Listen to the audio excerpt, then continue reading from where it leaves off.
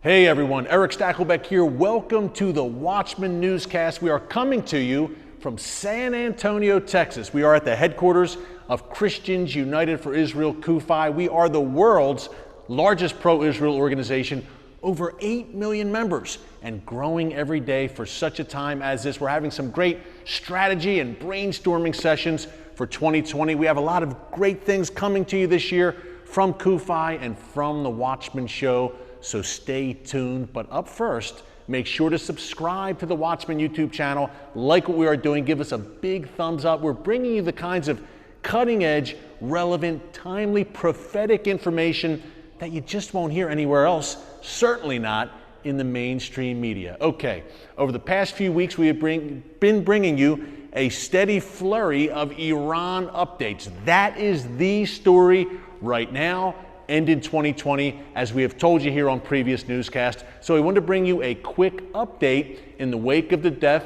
of the world's #1 terrorist, Qasem Soleimani of Iran's Revolutionary Guards Corps. He is dead and gone, but now the fallout. Some good news to report. The Iranian people have taken to the streets once again to protest this wicked regime. Now, the Iranian regime responded to Soleimani's death on January 2nd. They responded a few days later. They fired missiles at bases in Iraq that were housing U.S. soldiers. No one was killed. No one was even injured. That was their fearsome response that the media warned us was coming.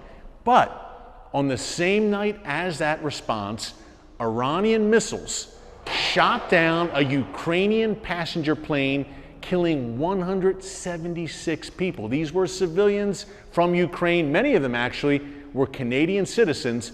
An Iranian missile took down this passenger plane, caused a bloodbath. 176 people killed. Now, as is their MO, the Iranian regime did not admit what they did. They fired the missile that downed this passenger plane, and the Iranian regime at first denied it. They said, we had nothing to do with it. A few days later, finally, the Iranian regime came clean and said, yeah, you know, we did that. Very unfortunate. We're so sorry.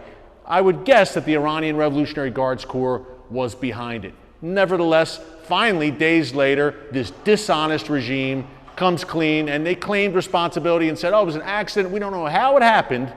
But the Iranian people were not trying to hear that. They are back in the streets in full force. Now, let's rewind a bit, folks. Over the past 21 years, in 1999, we had major protests against the Iranian regime.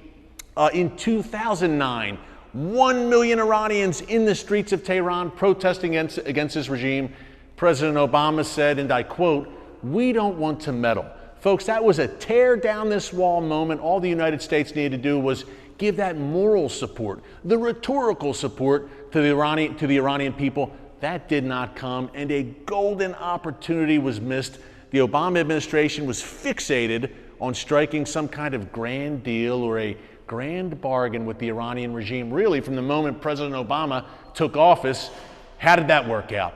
The Iran nuclear deal, 2015, a complete disaster. Thank God President Trump pulled out of it. To give you an idea of how bad it was, folks, Iran's ballistic missile program, those same ballistic missiles that were just fired at U.S. bases in Iraq, they were not even mentioned in the Iran nuclear deal. So essentially, the United States, the most powerful country in the world, handed over billions of dollars to a terrorist regime and got nothing in return.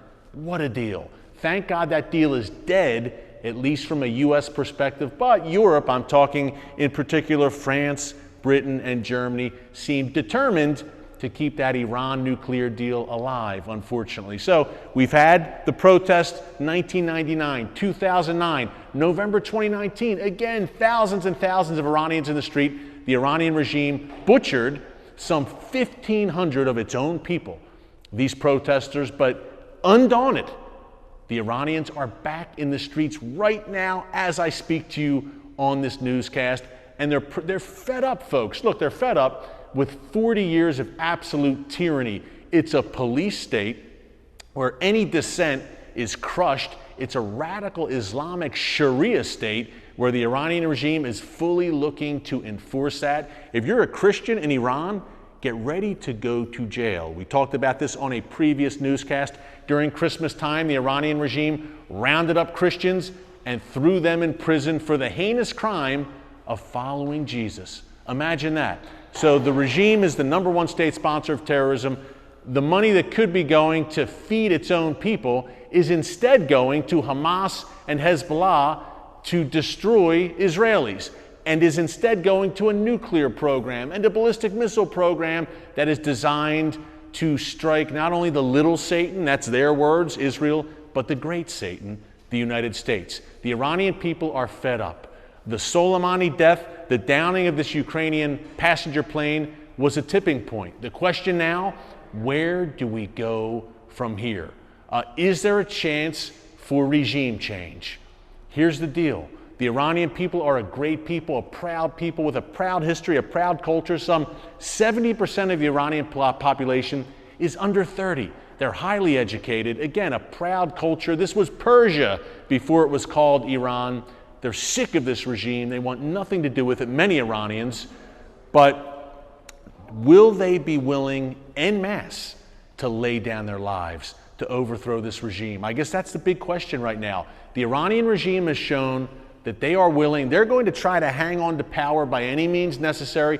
They will slaughter their own people. They have no hesitation in doing that. They've shown it. The Iranian regime is willing to use any means, including mass murder and genocide of their own people, to hang on to power.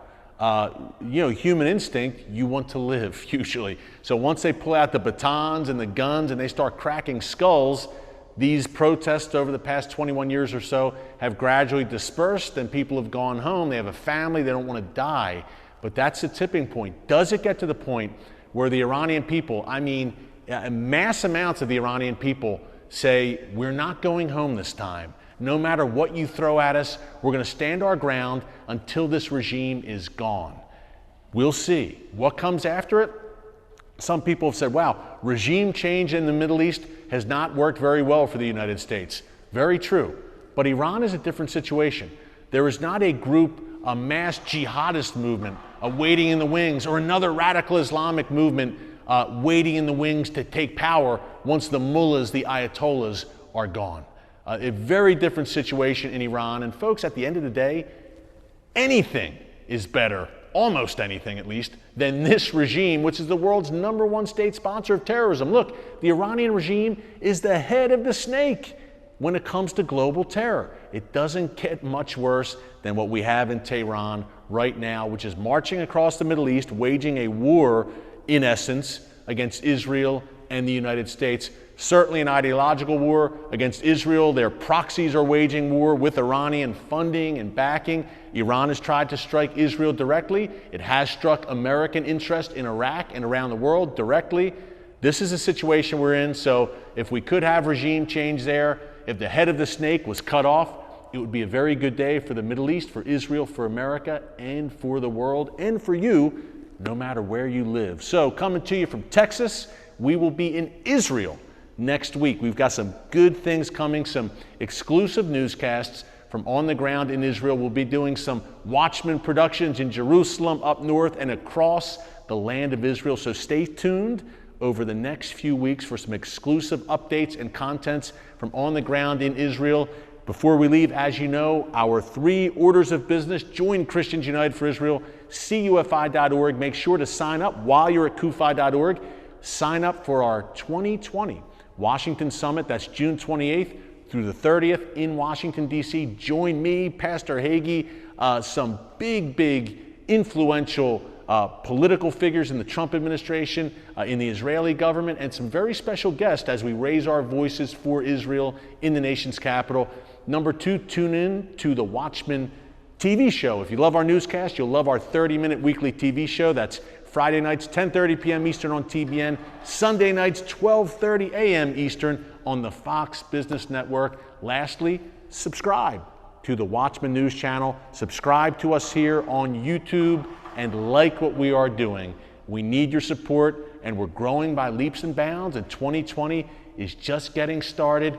Good things coming for Zion's sake. Until next time, God bless you, and remember, never hold your peace.